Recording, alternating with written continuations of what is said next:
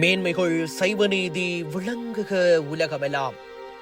வான் போற்றும் நாயகியாம், சீர் தூக்கும் கோமகளாம், கலையாதியம் சுவீஸ் மண்ணினை ஆட்சி செய்கின்ற மகாராணியாம், கேட்டவர்க்கு கேட்டவரம் அள்ளிக் கொடுக்கின்ற எம் வள்ளல் அல்லவா. ஏழைகளின் கண்ணீரை ஓடி வந்து துடைக்கின்ற எம் அம்மாள் ஆட்சி அல்லவா.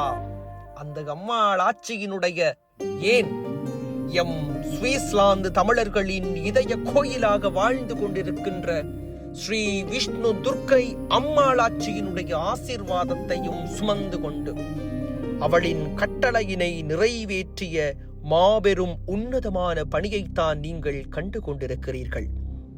உலகவாழ் தமிழர்கள் அனைவருக்கும் இந்நேர வணக்கம்.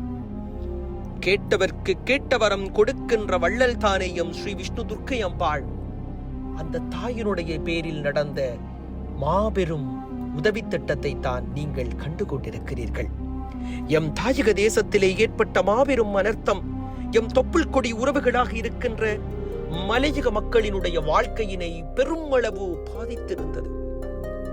மகனை தேடச் சென்ற தந்தை, தந்தையினை பார்க்க சென்ற தாய் என ஒரு குடும்பமே அஸ்திவாரத்தோடு அழிந்த அந்த துன்பங்களை சுமந்த எம் மலையக உறவுகளின் கண்ணீரை துடைப்பதற்காக நாங்கள் நினைத்துக் கொண்டிருந்த அந்த நொடி சுவிஸ்லாந்து ஸ்ரீ விஷ்ணு துர்க்கை அம்மன் ஆலயத்தில் இருந்து ஒரு அழைப்பு எமை தொடர்பு கொண்டிருந்தது. வணக்கம் சாமி, நான் ஸ்ரீ விஷ்ணு துர்க்கை அம்மன் ஆலயத்தில் இருந்து ஆலயத்தின் பிரதம குரு முரளி சர்மா ஐயா பேசுகின்றேன். மலையக மண்ணிலே எம் உறவுகள் படுகின்ற அந்த அவஸ்தையினை பார்த்து என் மனங்கள் எல்லாம் ரணத்து போகின்றன சாமி. நான் ஐயப்பருக்கு மாலை அணிந்திருக்கின்றேன். இந்த துன்பத்தினை பார்த்து என்னால் சகித்துக் கொண்டு இருக்க முடியவில்லை சாமி. அம்மாளாட்சி சொல்கின்றாள், இந்த மக்களின் கண்ணீரை நிச்சயமாக துடைக்க வேண்டும் என்று சொல்கின்றாள். கண்டிப்பாக ஐயப்பர் சாமியின் பேராலும் எம் ஸ்ரீ விஷ்ணு துர்க்கை அம்மாள் ஆட்சியினுடைய பேராலும் ஏதாவது உதவி திட்டத்தினை இந்த மக்களிடம் போய் சேர்த்து விடுங்கள் சாமி என அவர் சொன்ன அந்த வார்த்தை இன்றும் எம் காதுகளில் ஒலித்துக் கொண்டிருந்தது. எப்படிப்பட்ட வார்த்தை! அடுத்த நொடி இலங்கை பெறுமதியில் சுமார் 8,50,000 அதிகமான தொகையினை ஸ்ரீ விஷ்ணு துர்க்கை அம்மாளாட்சியினுடைய கரங்களினால் வழங்கியது போல் ஆலயத்தின் பிரதம குரு முரளி சர்மா ஐயா அவர்களினால் வழங்கியிருந்தார். அந்த நிதிகளை சுமந்து கொண்டு எம் ஈசன் நட்பணி மன்றத்தினூடாக மலையக மக்களை நோக்கி நாங்கள் நகர்ந்திருந்தோம்.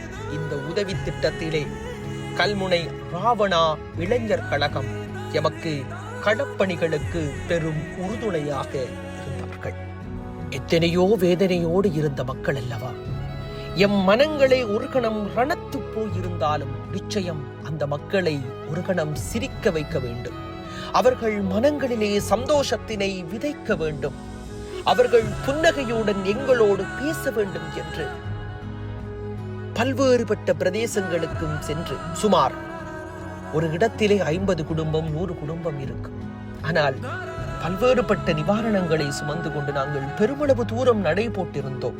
சென்று ஒரு குறிப்பிட்ட இடத்திலே 1/2 மணி நேரம் 1 மணி நேரம் ஏன் 2 மணி நேரங்கள் கூட செலவு செய்து சுமார் 2 நாட்கள் மலையகத்திலேயும் நாட்களை நாங்கள் செலவு செய்து அந்த மக்களோடு பேசினோம். அவர்களை சிரிக்க வைத்தோம்.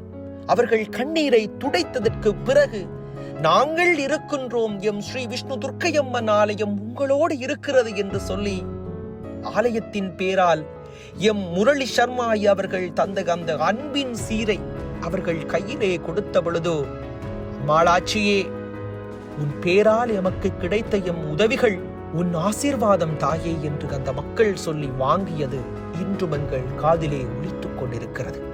இப்படி எம் தாயக தேசத்து மக்களின் கண்ணீரை துடைத்த ஸ்ரீ விஷ்ணு துர்க்கை அம்மன் ஆலயத்திற்கும் ஆலயத்தினுடைய பிரதம குரு பெரும் மதிப்பிற்கும் மரியாதைக்கும் உரிய முரளி சர்மா ஐயா அவர்களுக்கும் இதனை முழுமையாக நின்று ஈசன் நட்பணி மன்றத்தினூடாக ஒழுங்கு செய்து தந்த ஈசன் நட்பணி மன்றத்தினுடைய அத்தனை உறவுகளுக்கும் மனம் நிறைந்த நன்றிகளையும் வாழ்த்துக்களையும் நாங்கள் தெரிவித்துக் கொண்டு விடைபெறுகின்றோம்.